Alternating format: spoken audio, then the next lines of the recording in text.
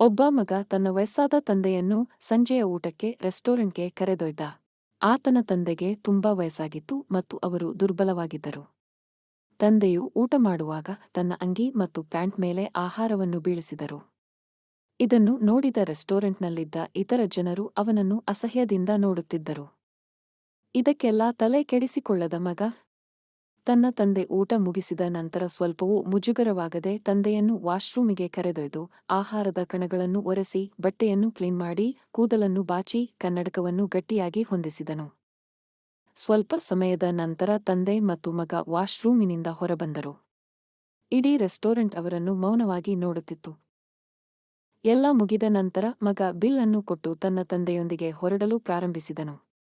ಆ ಸಮಯದಲ್ಲಿ ಆ ರೆಸ್ಟೋರೆಂಟ್ನಲ್ಲಿದ್ದ ಒಬ್ಬ ಮುದುಕ ಆ ತಂದೆಯ ಮಗನನ್ನು ಕರೆದು ಕೇಳಿದನು, ನೀವು ಏನನ್ನಾದರೂ ಬಿಟ್ಟು ಹೋಗುತ್ತಿದ್ದೀರಾ ಎಂದು ನೀವು ಭಾವಿಸುವುದಿಲ್ಲವೇ?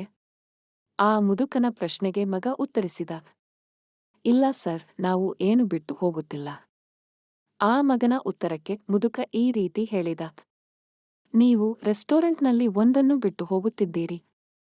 ನೀವು ಈ ರೆಸ್ಟೋರೆಂಟ್ನಲ್ಲಿರುವ ಪ್ರತಿ ಮಗನಿಗೂ ಪಾಠವನ್ನು ಬಿಟ್ಟು ಹೋಗುತ್ತಿದ್ದೀರಿ ಮತ್ತು ಪ್ರತಿ ತಂದೆಗೆ ಭರವಸೆಯನ್ನು ಬಿಟ್ಟು ಹೋಗುತ್ತಿದ್ದೀರಿ. ಈ ಮಾತನ್ನು ಕೇಳಿ ಆ ರೆಸ್ಟೋರೆಂಟ್ ಮೌನವಾಯಿತು. ಸರ್ವಶಕ್ತ ದೇವರು ನಮ್ಮನ್ನು ರಕ್ಷಿಸಲಿ, ಮಾರ್ಗದರ್ಶನ ಮತ್ತು ಆಶೀರ್ವದಿಸುವುದನ್ನು ಮುಂದುವರಿಸಲಿ ಮತ್ತು ಅವನು ನಮ್ಮ ಹೆತ್ತವರನ್ನು ಉತ್ತಮ ಆರೋಗ್ಯದಲ್ಲಿಡಲು ಮುಂದುವರಿಯಲಿ.